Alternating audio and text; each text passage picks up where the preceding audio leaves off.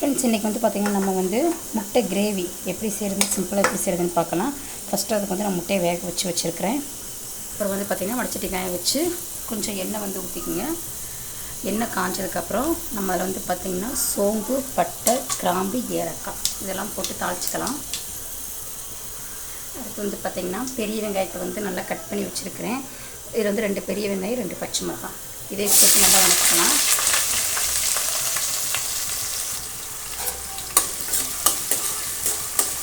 இந்த வெங்காயம் வந்து பார்த்திங்கன்னா கண்ணாடி பதம் வர வரைக்கும் நல்லா நம்ம வந்து வதக்கி விட்டுக்குங்க.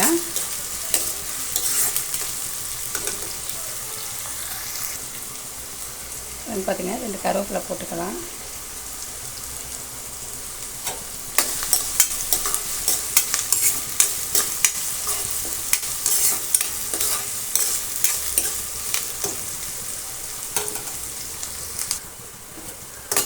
பாருங்கள், வெங்காயம் வந்து நல்லா இந்த கண்ணாடி பதம் வந்துருச்சு. இந்த சமயத்தில் நம்ம வந்து பார்த்திங்கன்னா 2 டேபிள் ஸ்பூன் இஞ்சி பூண்டு அரைச்சி வச்சுருக்கிறேன். நீங்களும் அந்த 2 ஸ்பூன் இஞ்சி பூண்டு சேர்த்துக்குங்க. நான் வந்து இஞ்சி பூண்டு வந்து மேக்ஸிமம் கடையில் வாங்கிலாம் யூஸ் பண்ண மாட்டேன், வீட்டிலே அரைச்சி சேர்த்துக்குவேன்.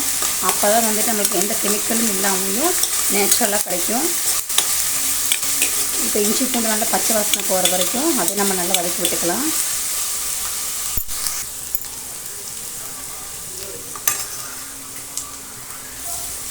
வந்து பாருங்கள், நல்லா இஞ்சி பூண்டு வந்து பச்சை வாசனை போகிறது நம்ம நல்லா வதக்கியாச்சு. இந்த சமயத்தில் வந்து பார்த்திங்கன்னா தக்காளி பழம் வந்து ஒரு சின்ன சின்ன தக்காளி பழமாக இருக்கிறனால ஒரு 3 தக்காளி பழம் எடுத்துருக்கிறேன். இந்த பெரிய தக்காளி பழம் வந்து 2 தக்காளி போதும். இதை வந்து மிக்ஸில் நல்லா அரைச்சி வச்சுருக்கலாம். இப்போ வந்து இந்த விழுதை நல்லா சேர்த்துக்குங்க.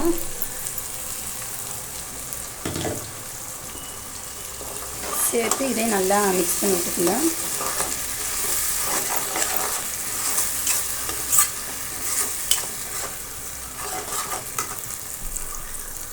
இதுவும் தக்காளி நல்லா பச்சை வாசனை போகிற வரைக்கும் நம்ம நல்லா வதக்கிக்கலாம்.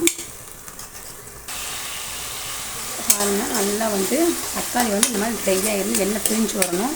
அப்போ தான் இது வந்து பச்சை வாசனை நல்லா போயிருக்கும். நல்லா இது வதக்கிக்கலாம். இப்போ நம்ம மசாலா சேர்த்துக்கலாம். இப்போ அதுக்கு தேவையான அளவு மசாலா எடுத்து வச்சுருக்கிறேன். மல்லித்தூள் 2 டேபிள் ஸ்பூன், மிளகாத்தூள் 2 டேபிள் ஸ்பூன், மிளகுத்தூள், கரம் மசாலா 1 டேபிள் ஸ்பூன், மஞ்சத்தூள் 1/4 டீஸ்பூன் இதையும் சேர்த்துக்கலாம். இப்போ வந்து பாருங்கள், அந்தளவுக்கு நல்லா ட்ரை ஆகிடுச்சா. இப்போ வந்து நம்ம சொன்ன மசாலா இதில் சேர்த்துக்கலாம். மசாலா சேர்த்துக்கிற மசாலா நல்லா பச்சை வாசனை போகிற அளவுக்கு எல்லாத்தையும் மிக்ஸ் பண்ணிக்கோங்க.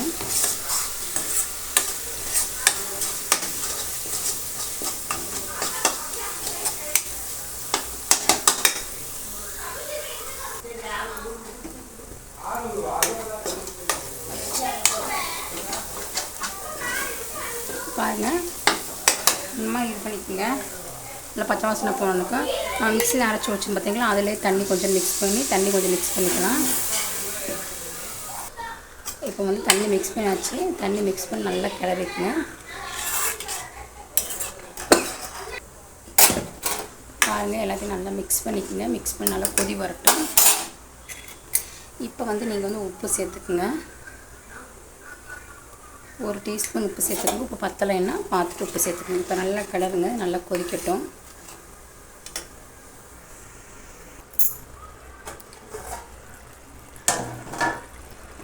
பாருங்கள், நம்ம வந்து மசாலாலாம் சேர்த்து தண்ணி ஊற்றி தண்ணி வந்து கொஞ்சம் நல்லா கொதிச்சு கொஞ்சம் நல்லா வற்றி வர ஸ்டேஜ் ஆகிடுச்சு. இந்த சமயத்தில் நம்ம என்ன பண்ணணும்னா கொஞ்சம் ஒரு 3 செல் எடுத்து தேங்காய் வந்து அரைச்சி வச்சுருக்கேன். அந்த தேங்காவை சேர்த்துக்கலாம்.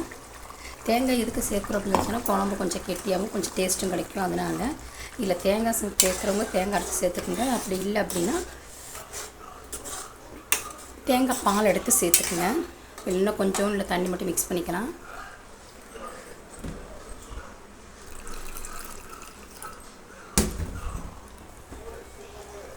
பார்த்திங்கன்னா தேங்காய் அரைச்சோம் பார்த்திங்களா, அந்த மிக்ஸி ஜாரில் கொஞ்சம் தண்ணி சேர்த்து அதை மிக்ஸ் பண்ணி விட்டுக்குங்க.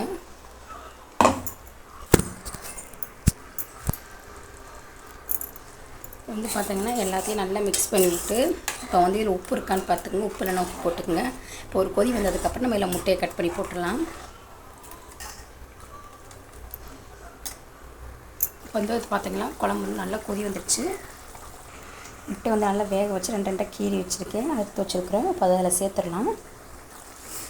இப்போ நம்ம முட்டையை வந்து ரெண்டு அறுத்து இதில் சேர்க்கும்போது பார்த்திங்கன்னா குழம்புல வந்து அந்த மசாலாலாம் பிடிக்கும். அந்த முட்டையில் வந்து அப்படிங்கும்போது உங்களுக்கு வந்து சாப்பிட நல்லாயிருக்கும். மசாலாலாம் பிடிக்கும்போது மஞ்சக்கருக்கு வந்து எல்லாத்தையும் இதை அறுத்து சேர்த்துருங்க.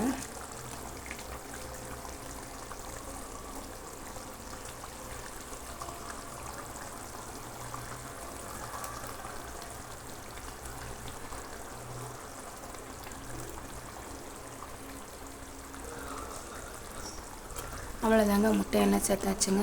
இது எல்லாத்தையும் நல்லா அப்படியே மிக்ஸ் பண்ணி விட்டுக்குங்க. மிக்ஸ் பண்ணி இப்போ ஒரு கொதி வரட்டும். கொதி வந்தால் சுவையான முட்டை குழம்பு ரெடி ஆயிரும். இப்போ பாருங்கள், குழம்பு வந்து நல்லா வந்து முட்டையோடு நல்லா மிக்ஸ் ஆகி நல்லா கொதிச்சு வருது. அது பார்த்திங்கன்னா சூப்பரான முட்டை குழம்பு நமக்கு தயார். இப்போ வந்து லாஸ்ட்டாக நம்ம மல்லித்தூளை வந்து மல்லித்தலை வந்து சேர்த்துக்கலாம். இப்போ அதே நல்லா மிக்ஸ் பண்ணி ஒரு 5 நிமிஷம் மூடி வைங்க. மூடி வச்சிங்கன்னா மல்லித்தோட ஸ்மெல் நல்லா குழம்புல போகும்போது குழம்பு நம்ம நல்லா டேஸ்டியாக இருக்கும். இப்போ பாருங்கள், மல்லித்தலையும் போட்டு 5 நிமிஷம் நல்லா கொதிச்சிருச்சு. இது வந்து இந்த குழம்பு வந்து பார்த்திங்கன்னா நீங்கள் சப்பாத்திக்கு, சாதத்துக்கு, அப்புறம் வந்து பார்த்திங்கன்னா பிரியாணிக்கு, இது எல்லாத்துக்குமே ரொம்ப அல்டிமேட்டாக இருக்கும். இதே மாதிரி நீங்கள் செஞ்சு பாருங்கள். செஞ்சு பார்த்துட்டு இது எப்படி இருக்குன்னு சொல்லிட்டு மறக்காமல் கமெண்ட்டில் சொல்லுங்கள். இந்த வீடியோ உங்களுக்கு பிடிச்சிருந்தால் லைக் பண்ணுங்கள், ஷேர் பண்ணுங்கள், சப்ஸ்கிரைப் பண்ணுங்கள். தேங்க்யூ.